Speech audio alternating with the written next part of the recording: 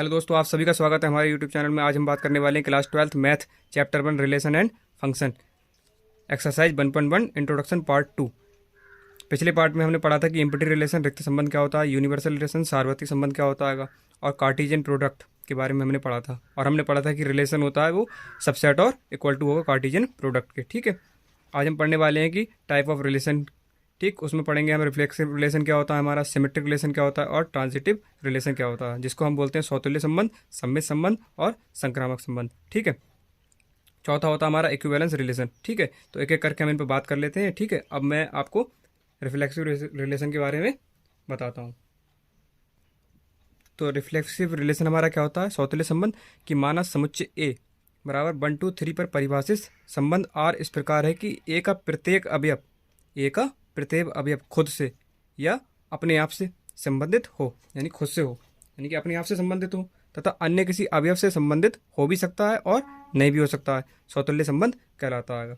ठीक है, मैं इसको आपको एग्जाम्पल के वे में समझाता हूँ। ठीक है, एक रिलेशन दिया हुआ है ए टू ए में। सेट ए हमारा क्या है 1 2 3।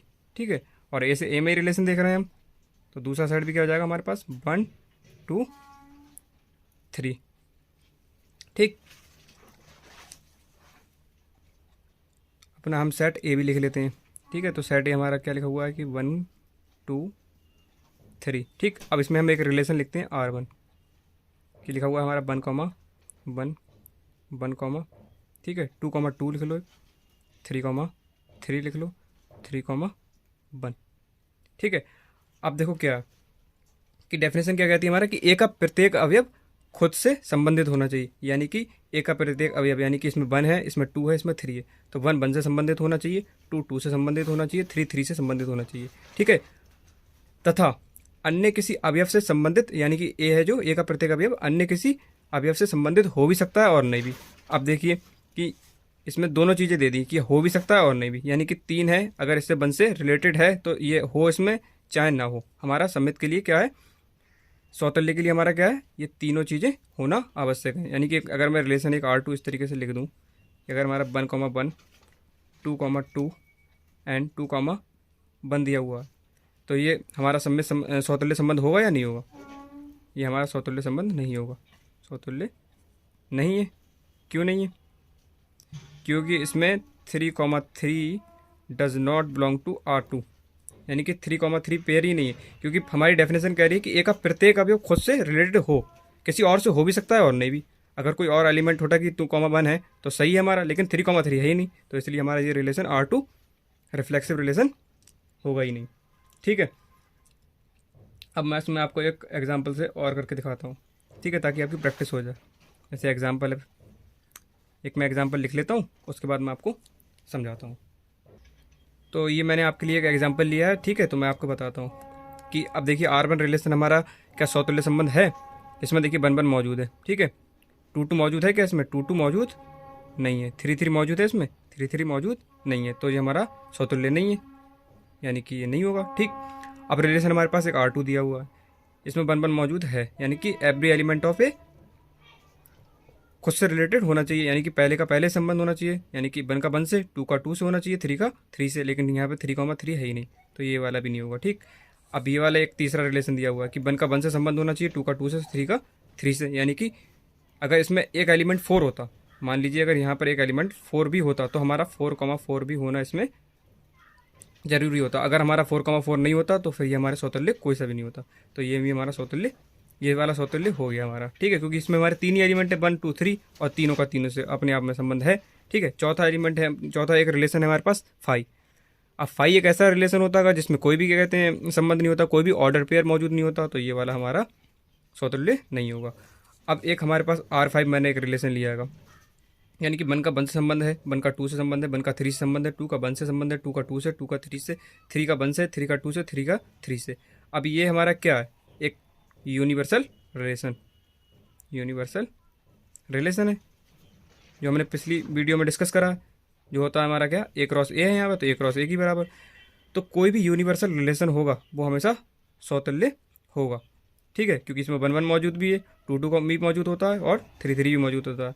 तो यानी कभी भी आपके सामने यूनिवर्सल रिलेशन आए और कोई पूछे आपसे कि क्या ये समतुल्य है, तो ये वाला हमारा ऑलवेज रिफ्लेक्सिव। और कोई भी हमसे पूछे कि कोई रिलेशन फाई है, रिक्त संबंध रखता है, तो वो क्या होगा, स्वतुल्य नहीं है। चलिए अब हम बात कर लेते हैं सिमेट्रिक रिलेशन पर। सिमेट्रिक रिलेशन,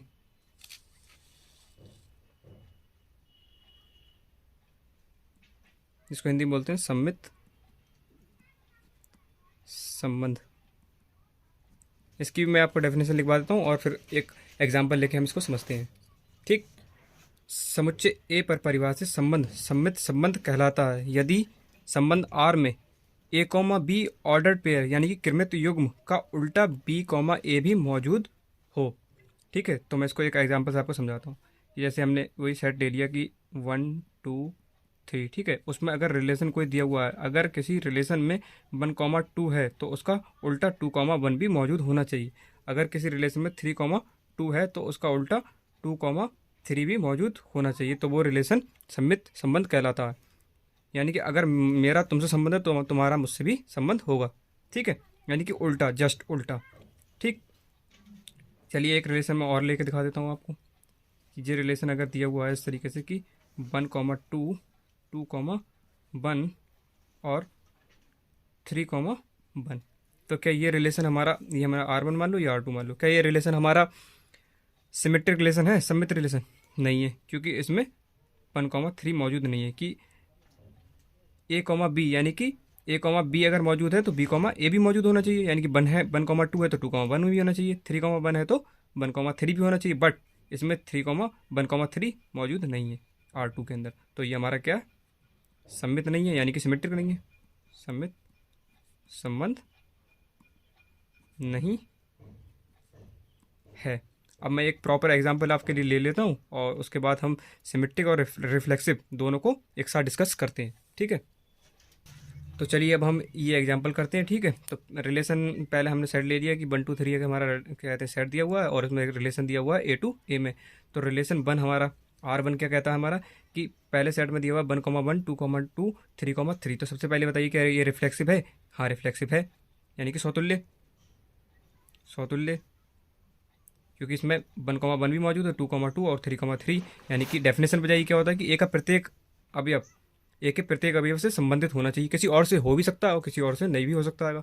तो यहाँ पर प्रत्येक, जो प्रत्येक वाली कंडीशन है कि प्रत्येक का प्रत्येक से संबंध, यानी कि 1 का 1 से संबंध, 2 का 2 से संबंध, 3 का 3 से संबंध, तो यानी कि ये रिफ्लेक्सिव हो गया। अगर सेट ए में हमारा एक एलिमेंट 4 भी होता तब ये हमारा रिफ्लेक्सिव यानी कि स्वतुल्य नहीं होता, क्योंकि 4,4 भी मौजूद होना चाहिए था इसमें फिर। ठीक, इसी तरीके से अब क्या ये सिमेट्रिक है हमारा? अब सिमेट्रिक के लिए मैंने कंडीशन क्या बताई थी कि अगर ए का ए कॉमा बी किसी सेट के अंदर मौजूद है तो बी कॉमा ए भी मौजूद होना चाहिए। ठीक है, अब देखिए 1,1 मौजूद है यहाँ पर। अब 1,1 का उल्टा क्या होगा? 1,1 ही होगा। ठीक है, जो कि सेट में मौजूद है। अच्छा, समुच्चय के अंदर, सेट के अंदर 1,1 यानी कि कोई भी ऑर्डर पेयर को डबल नहीं लिखा जाता। यानी कि इस तरीके से मैं 1,1 इस तरीके से नहीं लिखूंगा, एक ही बार ही लिखा जाएगा। यानी कि जो 2 बार का होता है वो सिंगल ही लिख के दिखाया जाता है। तो यानी कि ये सिमेट्रिकली पास हो गया। ठीक है, क्योंकि ए कॉमा बी यही है और बी कॉमा ए भी यही है, ए कॉमा बी भी यही है और बी कॉमा ये भी है, तो ये तो जो डबलेट वाले होते हैं यानी कि 1 1 2 2 3 3 वो हमारा क्या कहते हैं सिमेट्रिकली भी होते हैं और रिफ्लेक्सिवली भी। तो ये हमारा सिमेट्रिक भी हो गया। ठीक है, सिमेट्रिक यानी कि सम्मित, सम्मित। अब हम R3 पे चेक कर लेते हैं कि इसमें हमारा 1 1 2 2 3 3, तो क्या ये हमारा कहते हैं रिफ्लेक्सिव है? अच्छा, इससे पहले हम ये वाला देख लें कि 1 1 है, इसमें 2 2 है। ठीक है, तो क्या ये हमारा रिफ्लेक्सिव होगा? नहीं होगा, क्योंकि इसमें 3,3 नहीं है, यानी कि 3,3 का ऑर्डर पेयर मौजूद नहीं है। क्या ये हमारा सिमेट्रिक है? सिमेट्रिक के लिए क्या है कि प्रत्येक अवयव खुद से, यानी कि जो इसमें मौजूद ऑर्डर पेयर है वो एक दूसरे से रिलेटेड है, यानी कि 1 1 से रिलेटेड है, 1 1 से रिलेटेड है, ए कॉमा बी मौजूद है, बी कॉमा ए भी मौजूद है, यानी कि हमारा क्या हो गया? सम्मित हो गया। ठीक, अब अगला R3 देख लेते हैं हम। इसमें क्या है हमारा 1 1 है, 2 2 है, 3 3 है, यानी कि 1,2,3 यानी कि 3 ही इसमें एलिमेंट है और इसका डबलेट मौजूद है, तो ये हमारा रिफ्लेक्सिव हो गया। अब सिमेट्रिक के लिए इनको तो छोड़ दो, क्योंकि ये तो वैसे ही होते हैं, हमारे पास हो गए। ये भी सिमेट्रिकली पास हो गया, ये भी सिमेट्रिकली, ये भी सिमेट्रिकली पास हो गया। अब इसमें 1,3 मौजूद है, बट 3,1 मौजूद है, इसमें नहीं है, तो ये हमारा सम्मित नहीं होगा। यानी कि ए कॉमा बी मौजूद है तो बी कॉमा ए भी मौजूद होना चाहिए, बट इसमें नहीं है। ठीक है, अब अगला देख लो R4 कि इसमें दिया हुआ है ए कॉमा बी, यानी कि 1,2 मौजूद है, 2,1 भी मौजूद है, लेकिन अब 3,3 है जो, तो ये इसका डबलेट यही होगा, तो ये तो पास कर दिया हमने। अब 3,2 मौजूद है लेकिन 2,3 मौजूद नहीं है, तो ये सिमेट्रिक नहीं होगा। अब रिफ्लेक्सिव के लिए यानी कि सौतुल्य के लिए देख लो, 1,1 मौजूद है, नहीं है, 2,2 मौजूद है, नहीं है, 3,3 मौजूद है, है मौजूद। लेकिन हम एक भी अगर कोई भी पेयर इसमें मौजूद नहीं होता है, यानी कि प्रत्येक का संबंध होना चाहिए प्रत्येक से, लेकिन इसमें सिर्फ 3 का 3 से, ये 1 का 1 से नहीं है, 2 का 2 से नहीं है, तो ये हमारा रिफ्लेक्सिव भी नहीं होगा। अब पांचवा एक रिलेशन में लिख लिया एम्पिटी रिलेशन। अब आपको मैंने बताया था कि एम्पिटी रिलेशन में कुछ नहीं है, तो ये रिफ्लेक्सिव तो होगा नहीं और ना ही सिमेट्रिक होगा, कि उसके लिए भी उसमें ए का बी से संबंध, बी का ए से, लेकिन इसमें तो कुछ है ही नहीं, फाई में तो कुछ है ही नहीं। ठीक है, अब हमने एक रिलेशन लिख लिया ए क्रॉस ए। अगर हम ए क्रॉस ए निकालें तो वो क्या होता है, यूनिवर्सल रिलेशन। ये मैंने अपने पार्ट 1 में वीडियो के बता रखा है आपको। ठीक है, तो यूनिवर्सल रिलेशन क्या होता है, सिमेट्रिक तो होता ही है, रिफ्लेक्सिव तो होता ही है, सिमेट्रिक भी होता है। ये मैं इसको आपको चेक करके अभी बताता हूँ पूरा लिख के, और यूनिवर्सल रिलेशन लिख के दिखाऊंगा और आपको दिखा दूंगा। ठीक है, अब एक रिलेशन इस पर आ जाओ, ये 6 हो गया, ये 7 तो R7 क्या है हमारा कि ए का बी से रिलेशन है, बी का ए से रिलेशन, 1,2 भी मौजूद है, 2,1 भी मौजूद है, 1,3 भी मौजूद है और 3,1 भी मौजूद है, तो ये हमारा क्या हो गया, सम्मित हो गया। अच्छा, रिफ्लेक्सिव के लिए 1,1 भी मौजूद नहीं है इसमें, तो पहले ही एलिमेंट नहीं है तो दूसरे को चेक करने की जरूरत ही नहीं है, यानी कि ये नहीं हो गया। अब रही बात R6 की, तो ये मैं आपको अलग से करके दिखा देता हूँ। ये हमारा R6 दिया हुआ है, तो R6 हमारा क्या है, यूनिवर्सल रिलेशन, यानी कि सेट ए का सेट ए से संबंध, और इस प्रकार की यानी कि ए के प्रत्येक अवयव का ए के प्रत्येक अवयव से संबंध, यानी कि 1 का 1 से भी संबंध होना चाहिए, 1 का 2 से, 1 का 3 से भी होना चाहिए, 2 का 1 से भी संबंध होना चाहिए, 2 का 2 से संबंध, और 2 का 3 से संबंध, 3 का 1 से संबंध भी होना चाहिए, 3 का 2 से संबंध भी होना चाहिए, और 3 का 3 से भी संबंध होना चाहिए। तो 1 का 1 से संबंध, 1 का 2 से संबंध, 1 का 3 से संबंध। ठीक, फिर 2 का 1 से संबंध, 2 का 2 से संबंध और 2 का 3 से संबंध होना चाहिए। अब 3 का 1 से संबंध होना चाहिए, 3 का 2 से भी संबंध होना चाहिए और 3 का 3 से संबंध। ये हमारा क्या हो गया, यूनिवर्सल रिलेशन, यानी कि हर एक एलिमेंट ने सारे लोगों से अपना संबंध बना लिया। ठीक, अब इसको हम चेक करते हैं कि सम्मित है नहीं है। सम्मित के लिए मैं एक बार दोबारा बता देता हूँ कि ए कॉमा बी अगर बिलोंग कर रहा है इसमें, तो बी कॉमा ए भी होना चाहिए। ठीक, यानी कि अगर ए कॉमा बी है यानी कि तो बी कॉमा ए भी होना चाहिए। अब देखो 1 1 है, ये तो पास कर दो, डायरेक्ट डबलेट वाला पास ही कर देते हैं, क्योंकि डबल ऑर्डर पे लिखा नहीं जाता है इस रिलेशन के अंदर, तो 1,1 दोबारा लिखा नहीं जाएगा, तो ये पास हो गया। 1,2 मौजूद है इसमें। ठीक है, अब इसके बाद देख लो 2,1 मौजूद है, यानी कि हमारा ये वाला ही पास हो गया। ठीक, एक एक को चेक करना पड़ेगा। ठीक है, 1,3 है इसमें मौजूद, तो 3,1 भी मौजूद है, ये भी पास हो गया, यानी कि इसका उल्टा मौजूद है, इसका उल्टा ये भी है, तो ये भी पास हो गया, ये भी पास हो गया। अब देखो 2,2 है तो इसे तो डायरेक्ट पास कर दो, 2,3 तो 3,2 भी है, तो ये पास हो गया, और ये वाले भी डबलेट पास हो गया, यानी कि ये पास हो गया। यानी कि कोई भी रिलेशन अगर सिमेट्रिक, यानी कोई भी रिलेशन यूनिवर्सल रिलेशन है तो वो सिमेट्रिक होगा। तो ये हमारा क्या होगा, रिफ्लेक्सिव के लिए जो यूनिवर्सल रिलेशन होगा वो रिफ्लेक्सिव भी होगा और सिमेट्रिक भी होगा। ठीक है, अब मैं अपनी बात कर लेते हैं ट्रांजिटिव रिलेशन पर, यानी कि संक्रामक संबंध जिसको हिंदी में बोलते हैं। चलिए मैं उसकी आपको डेफिनेशन लिख देता हूँ और फिर उसके बारे में बताता हूँ। तो ट्रांजिटिव की डेफिनेशन क्या है कि समुच्चय ए बराबर 1 2 3, ठीक है, में एक संबंध आर संक्रामक संबंध कहलाता है। ठीक, यदि A comma B belongs to R तथा B comma C belongs to R, तब ए कॉमा सी भी बिलोंग करना चाहिए आर को। ठीक है, यानी कि ए की बी से अगर दोस्ती है और बी की सी से दोस्ती है, तो ए कहेगा भैया जब तुमने उससे दोस्ती कर ली तो हमारी भी दोस्ती उनसे करवाओ, यानी कि ए की सी से भी दोस्ती होनी चाहिए। अच्छा, सौतुल्य, सम्मित और संक्रामक में बच्चों को सौतुल्य और सम्मित तो समझ में आ जाता है आसानी से, पर संक्रामक उनको कठिन लगता है। पर मैं आपको इस तरीके से समझाऊंगा कि आपको बिल्कुल भी कठिन लगेगा और आसानी से आ जाएगा। ठीक है, तो यानी कि अगर A comma B belongs to R है, यानी कि ए की बी से दोस्ती है और बी की सी से दोस्ती है, तो ए कहेगा कि मेरी इससे दोस्ती करवाओ। अच्छा, अब इसमें क्या है कि ए की बी से दोस्ती है और बी की सी से दोस्ती है ही नहीं, यानी कि ए की बी से दोस्ती है और बी का कोई दोस्ती नहीं है भैया, तो ए कहेगा भाई तेरा कोई दोस्त नहीं, चलो कोई बात नहीं, तो यानी कि कहेगा कि चलो संक्रामक के लिए हम पास कर देते हैं कंडीशन को।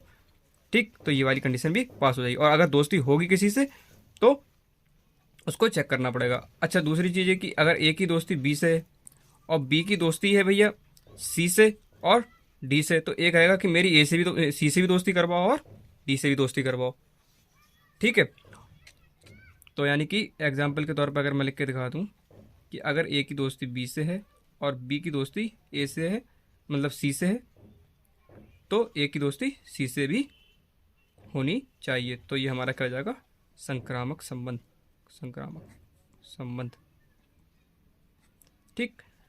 अच्छा, इसी तरीके से अगर ए की दोस्ती बी से है और बी की दोस्ती किसी से है ही नहीं, यानी कि एक ही ऑर्डर पेयर है, और यानी कि इस तरीके का अलग अलग दोस्त हैं, यानी कि ए की दोस्ती बी से है, अब मान लिया सी की दोस्ती डी से है लेकिन बी की दोस्ती सी से है ही नहीं, तो ए की दोस्ती सी से करे और सी की दोस्ती डी से है, यानी कि ये दोनों आपस में दोस्त हैं, वो आपस में दोस्त हैं, इस तरीके के ऑर्डर पेयर मौजूद होंगे तब भी हमारा संक्रामक के लिए पास हो जाएगा, यानी कि ये भी संक्रामक हो गया, संक्रामक संबंध, यानी कि क्या, ट्रांजिटिव रिलेशन। अब मैं आपको नेक्स्ट पेज पे एक एग्जांपल लेके इसको भी समझा देता हूँ अच्छी तरीके से। ठीक है, ये मैंने आपके लिए 5 रिलेशन ले लिए, R1, R2, R3, R4 और R5। अब हम एक एक रिलेशन को चेक कर लेते हैं। ठीक है, अब यहाँ पर देखिए ए कॉमा बी मान लिया ये है, ठीक, बी कॉमा सी। ठीक है, तो ए की बी से दोस्ती है, यानी कि एक की 2 से दोस्ती है, 2 की 3 से दोस्ती है, यानी कि एक का संबंध 2 से है, 2 का संबंध 3 से है। ठीक है, तो एक का संबंध 3 से भी होना चाहिए, तो यानी कि एक का संबंध 3 से, यानी कि ए कॉमा सी भी मौजूद होना चाहिए। तो ए हमारा क्या है 1 और सी हमारा कितना है 3, तो ये मौजूद हो गया। तो ये हमारा, अब ये सिर्फ ऑर्डर्ड पेयर पास हुआ है संक्रामक के लिए। ठीक है, अब कोई बच्चा ये भी तो है कि अगर ये ए कॉमा बी है तो ये भी ए कॉमा बी कोई बच्चा कह सकता है, ये भी ए कॉमा बी हो सकता है। ठीक है, तो अभी तो इसके केस में हमने देख लिया कि एक बच्चे ने इस टाइप से सोचा कि ए कॉमा बी है, तो ये वाला हमारा ऑर्डर पेयर पास हो गया। इसी तरीके सारे ऑर्डर पेयर को चेक करा जाता है, लेकिन जो डबलेट वाले होते हैं उनको डायरेक्ट पास कर दिया जाता है, क्योंकि वो संक्रामक की या सौतुल्य की या सम्मित की किसी की भी कंडीशन होती है वो पास कर जाते हैं।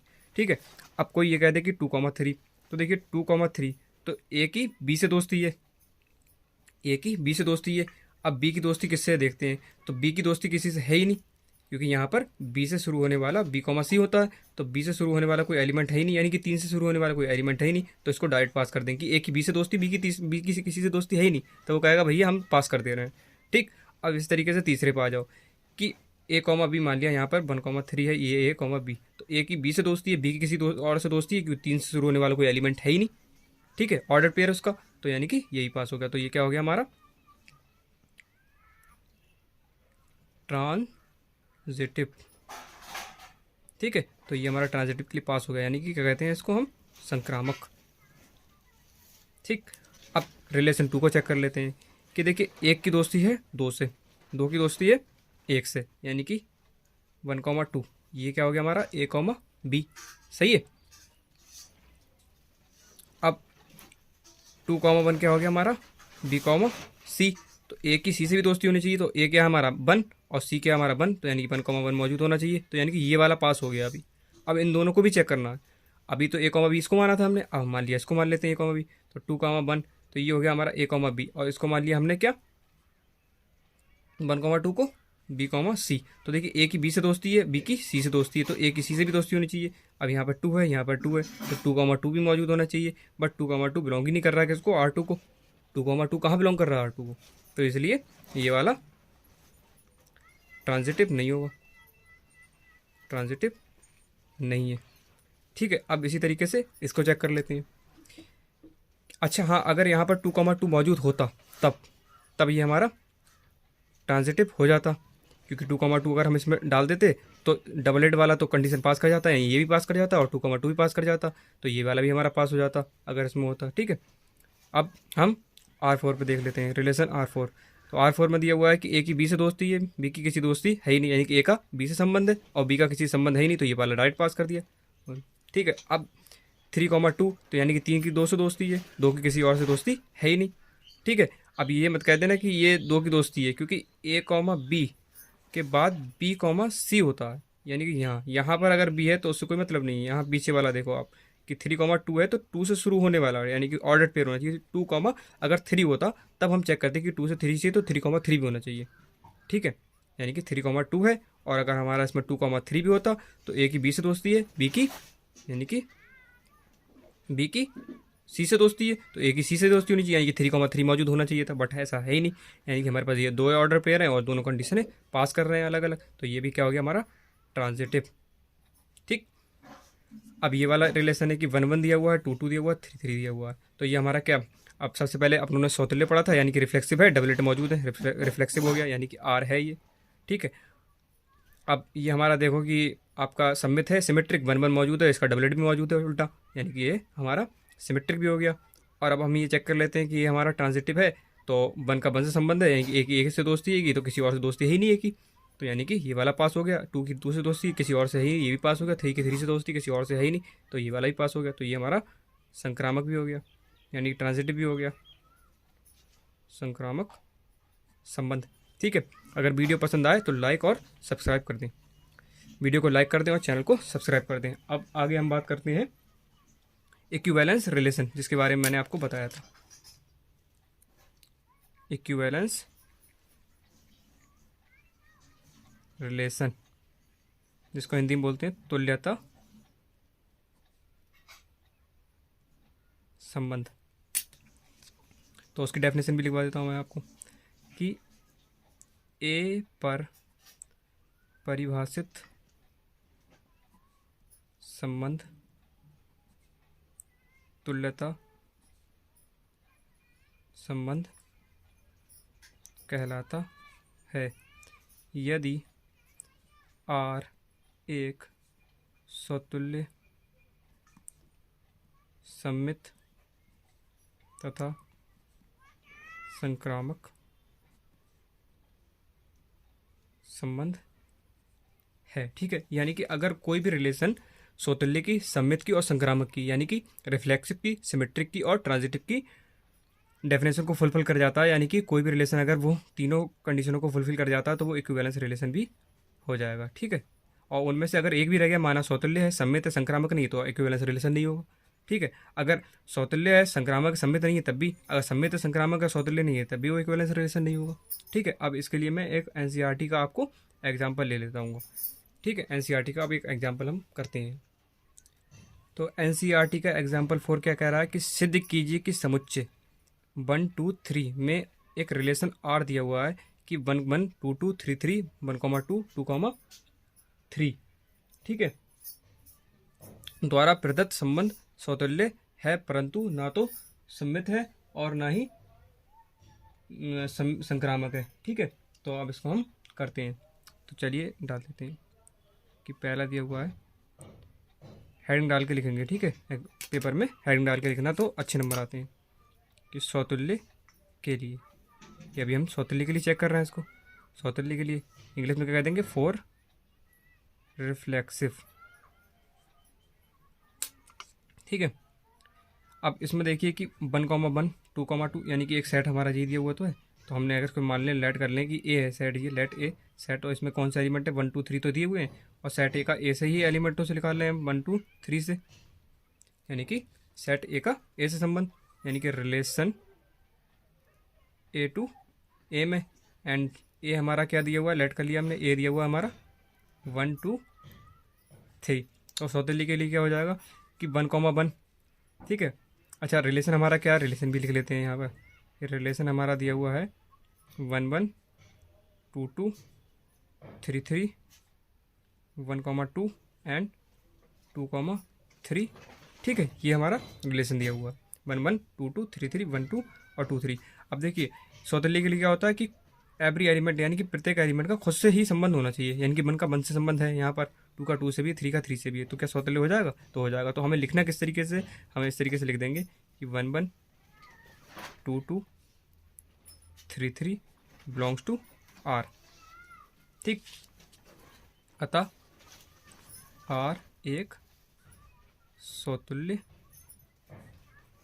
संबंध है। ठीक, अब हम दूसरा लिख लेते हैं, दूसरे देख लेते हैं। और हमारा क्वेश्चन भी कह रहा था कि स्वतुल्य है, तो हमने स्वतुल्य तो चेक करके दिखा दिया, अब हमें दिखाना रिफ्लेक्स, यानी कि सम्मित और संक्रामक है या नहीं है। ठीक है, तो अब वो भी चेक कर लेते हैं। सम्मित के लिए फॉर सिमेट्रिक। ठीक, अब देखिए इसमें रिलेशन हमारा क्या दिया हुआ था कि 1 1 दिया हुआ था, 2 2 दिया हुआ था, 3 3 दिया हुआ था, 1 2 दिया हुआ था और 2 3 दिया हुआ था। तो जो डबलेट वाले होते हैं वो तो हम डायरेक्ट पास कर देते हैं। अब इसमें देखिए कि 1 2 बिलोंग्स टू आर है। ठीक है, but 2 1 does not belong to R, यानी कि 2 1 बिलोंग ही नहीं कर रहा है। तो सम्मित की कंडीशन क्या होती है कि ए का बी से संबंध है अगर, तो बी का ए से भी संबंध होना चाहिए। बट इसमें है ही नहीं, तो हमारा क्या हो गया, सम्मित नहीं है। अच्छा सर, एक ही एलिमेंट को, एक ही ऑर्डर पेयर को लेकर चेक कर लो कि वो है नहीं है, अगर होता तो हम आगे वाले को चेक करते। अब इसी में ही हमारी कंडीशन फुल नहीं है, तो आगे का 2,3 चेक करने की जरूरत ही नहीं है, हालांकि 3,2 भी नहीं है। अगर होता भी 3,2, लेकिन इसके वजह से सम्मित नहीं होता, क्योंकि 1,2 मौजूद है लेकिन 2,3 नहीं है। अगर यहाँ पर 2,1 मौजूद होता, अब ये वाला हम पास कर देते, अब अगला वाला चेक करते कि 2,3 है पर 3,2 है ही नहीं, तो हमारा इसके वजह से फेल हो जाता, सो सम्मित नहीं है। तो आता यानी कि R एक सम्मित संबंध नहीं है। अब हम चेक कर लेते हैं संक्रामक के लिए। तो संक्रामक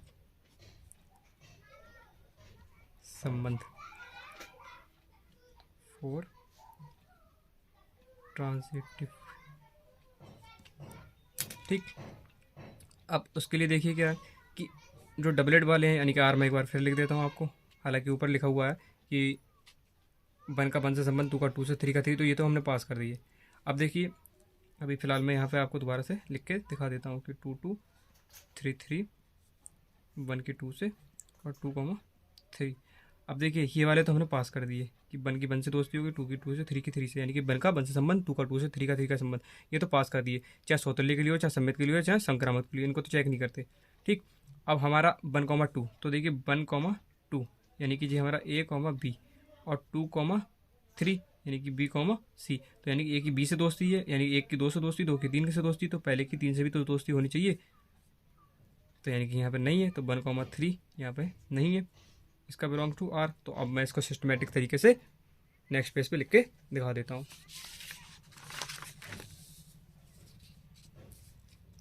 कि 1,2 बिलोंग्स टू R एंड 2,3 यानी कि 2,3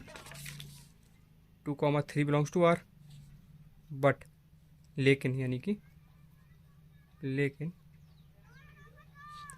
1,3 does not belongs to R। अच्छा, एक ही ऑर्डर पेयर से ही हमें पता चल गया कि हमारा संक्रामक नहीं, तो दूसरा वाला चेक करने के लिए नहीं, हालांकि अभी A, B इसको माना था हमने। अगर हम इसको 2,3 को हम क्या कहते हैं A, B मान लें तब भी नहीं होगा, हालांकि इसी से हमारा पता चल गया कि एक भी ऑर्डर पेयर अगर कंडीशन फुलफिल नहीं करता तो हमारा वो संक्रामक नहीं होता, या कोई भी चीज़, तो संक्रामक नहीं है, यानी कि नॉट ट्रांजिटिव, ठीक है। अगर और नेक्स्ट वीडियो में हम एनसीईआरटी के मोस्ट इंपॉर्टेंट क्वेश्चन आंसर और क्वेश्चन और उसका सॉल्यूशन और एग्जांपल मैं आपको करवाऊंगा। अगर आपको वीडियो पसंद आई हो तो उसको लाइक कर देना और शेयर कर देना और चैनल को सब्सक्राइब कर देना, ठीक है।